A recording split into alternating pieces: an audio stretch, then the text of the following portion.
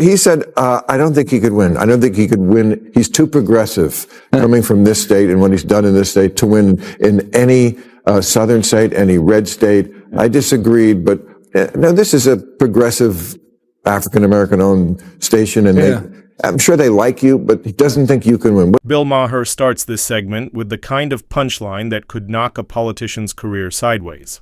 Right from the jump, he doesn't just tease Gavin Newsom, he dismantles him with surgical comedy. What's brilliant here is how Maher uses sarcasm not for laughs alone, but to expose political hollowness. Calling Newsom too progressive to win in any southern state isn't just an opinion. It's a political obituary disguised as wit. It highlights how disconnected Newsom's glossy image feels to average Americans outside the California bubble. Maher's delivery makes it sting even more, the kind of calm, casual tone that says, "I told you so," without even needing to.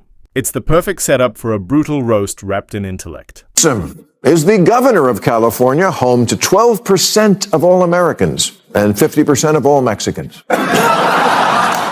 On the upside, Newsom is the only governor, with the possible exception of Kristi Noem, who looks like they could do porn.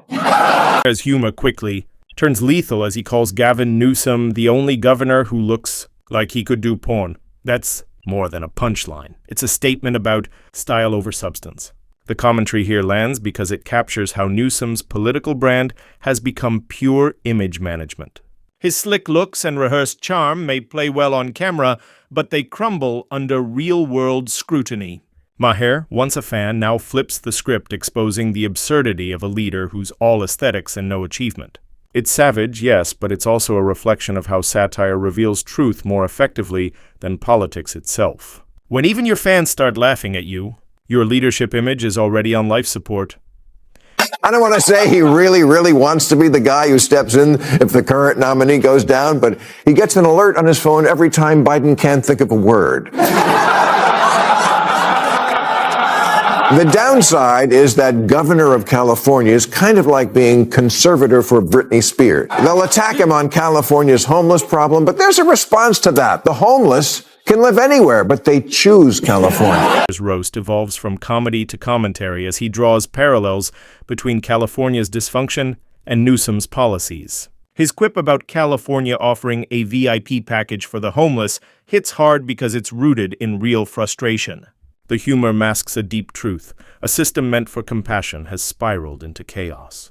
Under Newsom's watch, the homeless crisis hasn't just worsened, it's exploded. Maher frames it as both a policy failure and a cultural disaster, where moral posturing replaced practical governance. The joke about criminals getting away with a stern eyebrow raise sums up the perception perfectly that California's leadership has become performative compassion with no accountability. It's brutal honesty wrapped in comedy gold. Gavin has always been that he's slick. Yeah, you know what? I'm okay with that. I noticed slick is something no one has been accusing Biden of lately. Do you want good at talking or don't you? Newsom is the best communicator in the party with a history of standing up to bullies, and his name lends itself. The commentary shifts tone as Maher points out Newsom's slickness, calling him the best communicator in the party. But the compliment is laced with irony. The governor's polished delivery and political showmanship might impress the media, but they don't fix collapsing infrastructure, housing crises, or crime rates. Maher exposes the hollowness of charisma without competence. The phrase, "I'm having Gavin," sounds catchy but empty, perfectly reflecting a leadership style obsessed with slogans instead of substance. It's the kind of charm that sells dreams while reality burns behind the curtain. This section brilliantly dissects the growing gap between presentation and performance, the heart of California's political illusion. Next voice. By this point, Maher isn't just roasting. On KBLA yesterday, with my friend Tavis Smiley. I'm an investor and a supporter of that station. And he said, "Who do you want for running president?" I mentioned, "I think you'd be good at the job." Not this year, we know. No, I know. But he said, I don't think he could win. I don't think he could win. He's too progressive coming from this state and what he's done in this state to win in any southern state, any red state. I disagreed, but no, this is a progressive African-American owned station, and I'm sure they like this point. Maher isn't just roasting, he's diagnosing California's decline. He argues that Newsom's presidential dreams are fantasy, pointing out how even progressive voters are losing faith. The comparison of California to a bad timeshare that everyone wants to escape is both hilarious and painfully accurate. It encapsulates the frustration of businesses, families, and professionals fleeing the state under crushing taxes and skyrocketing costs. Maher's commentary strikes a chord because it's not partisan, it's observational. When satire starts sounding like news reporting, you know the situation is dire. It's a rare case where comedy becomes the mirror reflecting government incompetence in its purest form. Next Swing state, there's only 8 of them. Right.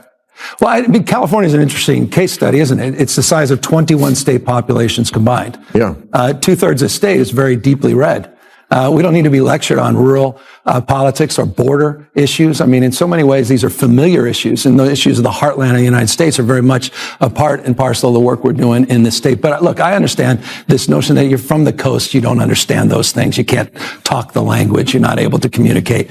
No, it's stuff like there's a new law in this. I think we have way too many regulations and laws, as we've talked about. And this one, I think, says if you're a department store with over 500 employees, you have to have a gender neutral. The discussion takes an even sharper turn when Maher raises the issue of California's endless flood of woke laws.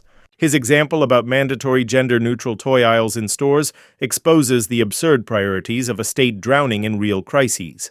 This isn't about inclusivity, it's about distraction. While Californians struggle with housing, crime, and costs, their leaders legislate toy categories. Maher nails the irony, a state trying to rewrite culture while failing to manage basic governance. His commentary reflects public exhaustion with performative progressivism that prioritizes optics over outcomes. The humor is biting. But the truth behind it burns even hotter. California has become the testing ground for impractical idealism. Look, that's an interesting one because the department stores came to us supporting that.